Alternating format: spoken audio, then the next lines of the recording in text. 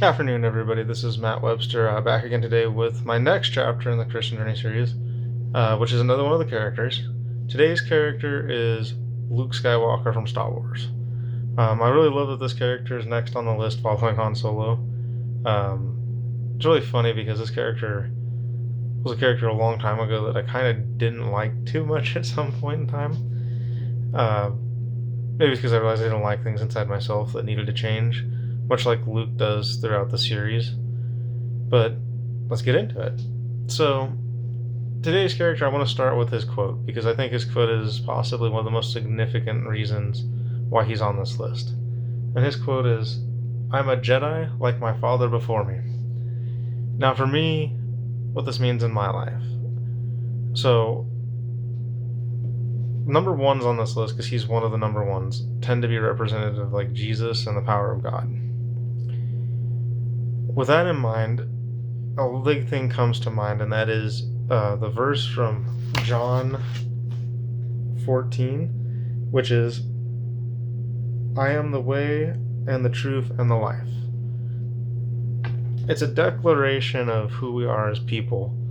And for me, with Jesus being a representative, like kind of like what Luke Skywalker is, and myself wanting to be more like Jesus all the time, understanding that I want to be like my father before me, which my spiritual father being Jesus Christ, is something that's kind of an admirable thing, and it's the reason why God allows it.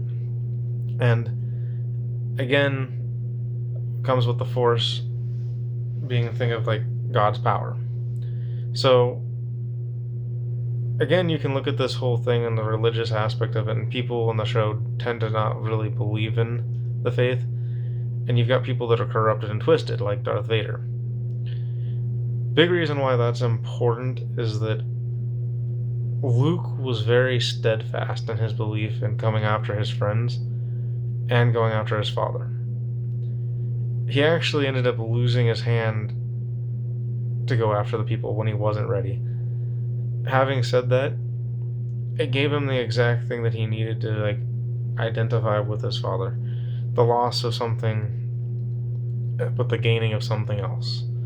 So when you lose something when you come to God, like for example myself, I started losing a lot of friends.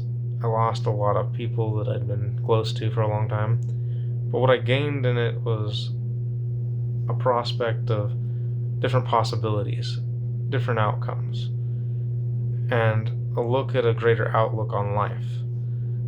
There's a lot of things I want in my life, and some of them are of God and some of them are of my own want. But like one of the big things for me is like a want of family, a want of lineage, and understanding that my lineage starts with letting God in. There have been promises that have been made that this would be hard to quantify if you don't really understand how God and faith works. But when God starts speaking to you, certain things will speak to your heart, things that you'll know that absolutely are coming from Him. Big thing for me is like a wife and children. I've mentioned this in past videos, which I won't get too much into that, but it's nevertheless important to point out. Now, going back to it, several times throughout the series, Luke goes in after people. And when he's going in after these people, he's doing it with faith and not really understanding too much about what he's necessarily doing in the beginning. Good point to this, like I love using this. So he has a David versus Goliath moment when he's actually in his X-Wing against the Death Star. You're talking about some odds that are absolutely ridiculous, and somehow or another, with faith and just shooting, he's able to take out a Death Star with a small shaft opening. In the real world, that would be something that's considered absolutely miraculous. You're talking about like a 1 in a billion odds that would actually succeed.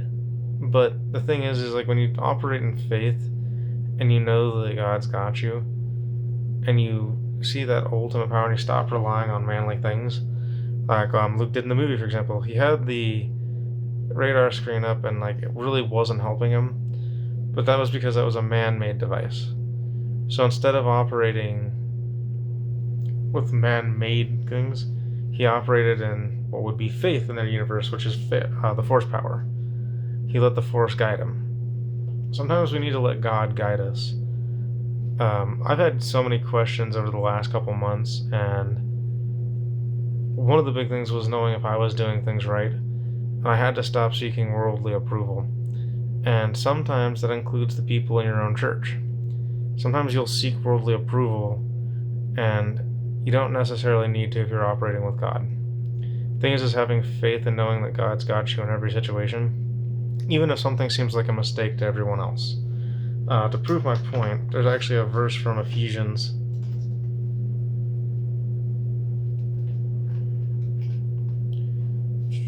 Ephesians 5:8.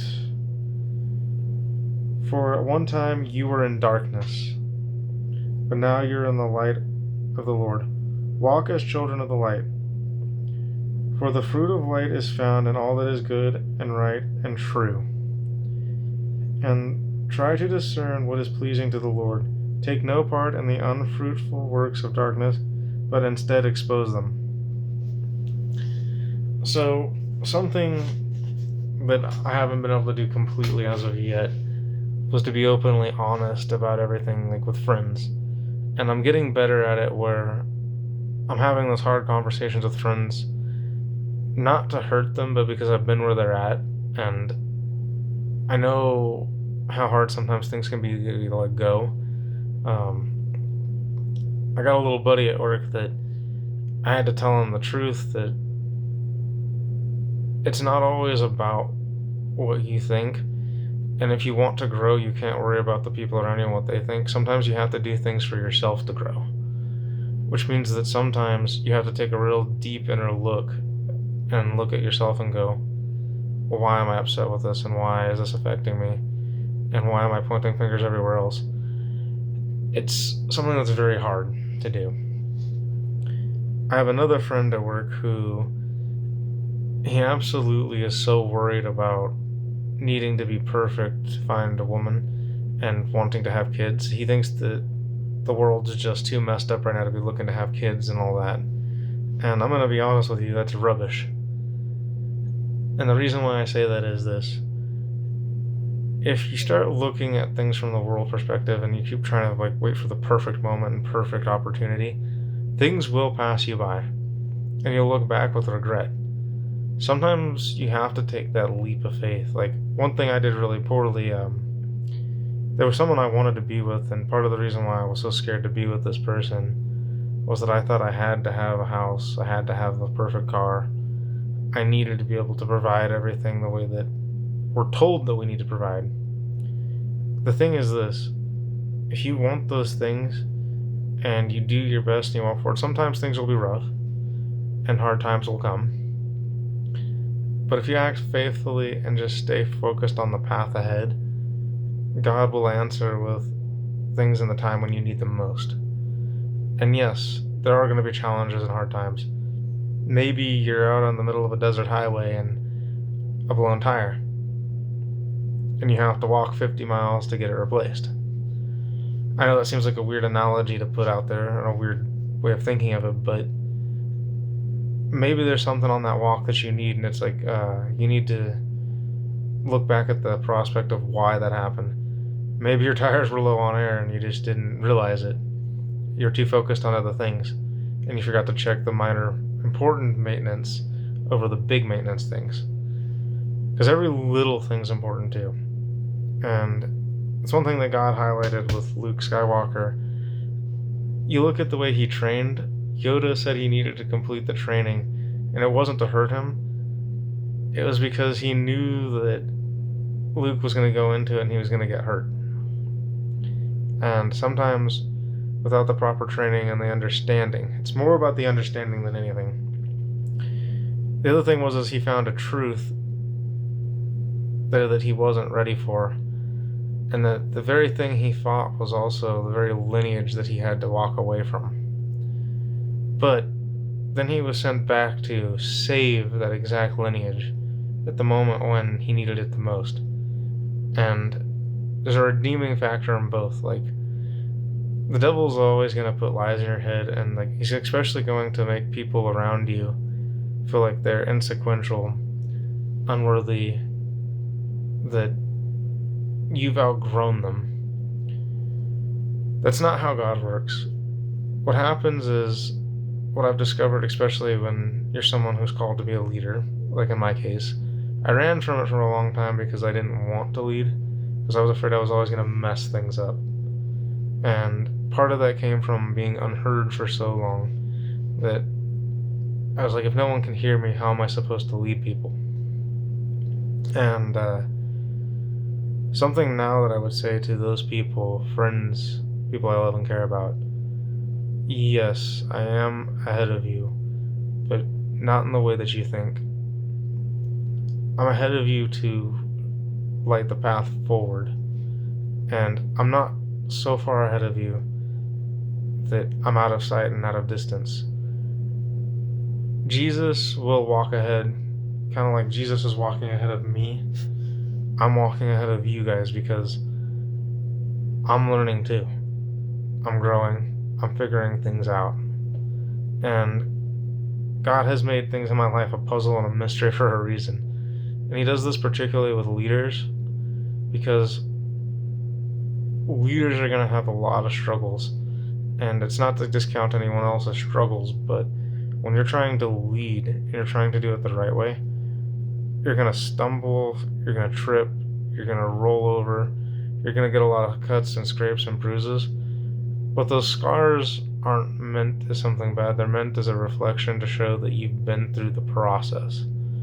And sometimes people worry about the process because they think about how unpretty it looks and how it doesn't feel really all that great. And the process is never meant to feel great. But when you think about something like, this is an Aladdin quote, another character that I really love, you're looking for the diamond in the rough. Well, diamond is carbon to start. This nasty looking piece of coal, it's all black and gunked over. But then when it's pressurized, it becomes this little tiny, beautiful thing. And it's something that can refract light. So God can shine His light through it. It's like a beacon that calls others home. Anyways, this is a little bit of a shorter video. I just hope that this video finds all of you and like people understand that when you're looking for God and you're looking for the way, don't be afraid to chase after something that you want because you're afraid of what you're going to lose in the process. Because the things you're losing are going to be worth losing if you let it be that way. You just have to really truly see it and want it. Anyways, until next time.